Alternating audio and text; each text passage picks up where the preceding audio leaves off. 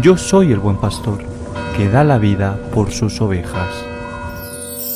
En aquel tiempo enviaron a Jesús unos fariseos y partidarios de Herodes para cazarlo con una pregunta. Se acercaron y le dijeron: Maestro, sabemos que eres sincero y que no te importa de nadie porque no te fijas en lo que la gente sea, sino que enseñas el camino de Dios sinceramente. ¿Es lícito pagar impuesto al César o no? ¿Pagamos o no pagamos? Jesús, viendo su hipocresía, les replicó: ¿por qué intentáis cogerme? Traedme un denario que lo vea. Se lo trajeron y él les preguntó: ¿de quién es esta cara y esta inscripción? Le contestaron: del César. Les replicó: lo que es del César, pagádselo al César, y lo que es de Dios, a Dios. Se quedaron admirados. Palabra del Señor. Gloria a ti, Señor Jesús. Esta frase de Jesús que recoge el Evangelio de San Marcos es utilizada por muchos y a veces fuera de contexto y sin saber bien lo que dicen. Dad al César lo que es del César y a Dios lo que es de Dios. ¿Qué significa? En aquella época esa moneda, el denario, era el impuesto que había que pagar porque Israel era un pueblo conquistado por los romanos, es decir, era una provincia del Imperio Romano. Una provincia importante a pesar de su pequeñez, porque los judíos estaban, muchos de ellos, posiblemente incluso más de la mitad, estaban ya viviendo fuera de Israel y en buena medida eran los banqueros del imperio. Por lo tanto, Israel era muy importante para el Imperio Romano. Había que pagar impuestos, pero le estaban poniendo una trampa. Si decía que sí, que había que pagar el impuesto al pueblo conquistador, enemistaban a Jesús con los nacionalistas que buscaban la independencia. Si decía que no había que pagar impuestos al conquistador, contentaba a los nacionalistas, pero inmediatamente era denunciado como un subversivo, como un revolucionario, incluso como un promotor de la violencia delante de esos conquistadores, delante de los romanos. Era una trampa. Jesús resuelve diciendo: dad al César lo que es del César y a Dios lo que es de Dios.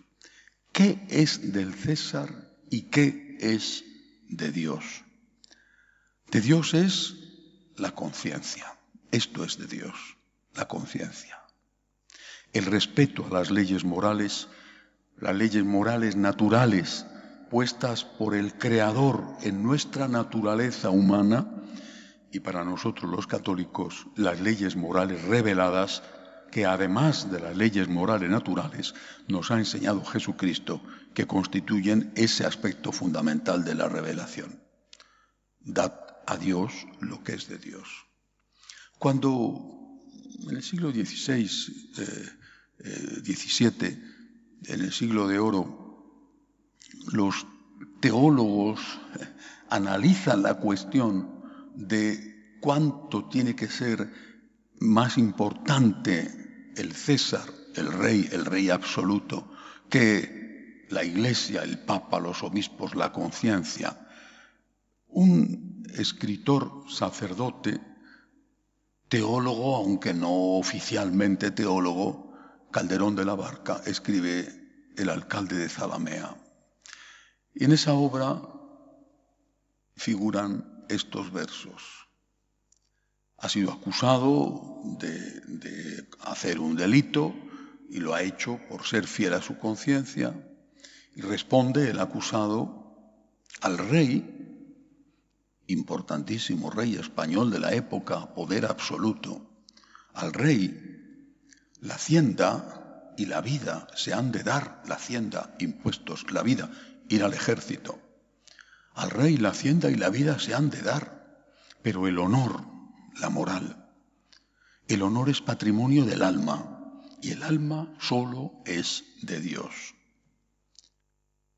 Esto lo traducimos en nuestros días, lo dijo maravillosamente el Papa Benedicto XVI, lo traducimos con los llamados principios innegociables.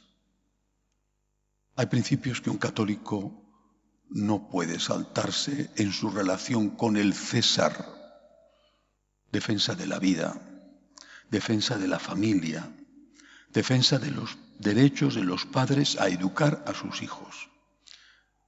Estos no son derechos del César. Hay que pagar impuestos, sí. Hay que respetar las leyes, por ejemplo, las leyes de tráfico. Pero no podemos someternos al César, al poder público, cuando va en contra de nuestra conciencia, al rey. La hacienda y la vida se han de dar, pero el honor es patrimonio del alma y el alma solo es de Dios. Los principios innegociables no pueden estar puestos en juego. Por supuesto, no es lo único. He hablado de 3 principios innegociables señalados por el Papa Benedicto XVI. Vida, familia y derechos de los padres. No son los únicos. La corrupción, por ejemplo, es algo que está prohibido para nosotros los católicos. Debería estar prohibido para todos los hombres, pero está prohibido para nosotros los católicos. Y a veces, desde el poder, te incitan o te obligan a esa corrupción queriendo hacerte cómplice de la misma. Y lo hacen ofreciéndote cargos, ofreciéndote dinero o con amenazas. ¿Cuántos saben de esto? Muchos jueces o muchos policías que son solicitados y a veces amenazados cuando no quieren someterse a esta corrupción. De Dios es el alma. De Dios es la conciencia. No podemos poner nuestra conciencia, nuestra alma, al servicio de los poderosos. Desde el principio los cristianos lo tuvimos muy claro. No les importaba a los cristianos alistarse como soldados en las legiones romanas. Ahí tenemos a San Sebastián, que fue el jefe de la guardia pretoriana, honesto, leal, fiel, pero cuando le obligan a poner incienso delante de la estatua del emperador, se niega. Estamos dispuestos a ser buenos ciudadanos, debemos serlo, pero no a costa de ofrecer el incienso ante la estatua de los nuevos políticos que pretenden ser dioses, porque nosotros solo hincamos la rodilla delante del único Dios verdadero, delante de Jesucristo nuestro Señor. A Dios lo que es de Dios, la conciencia, y al César, como buenos ciudadanos, todo lo demás.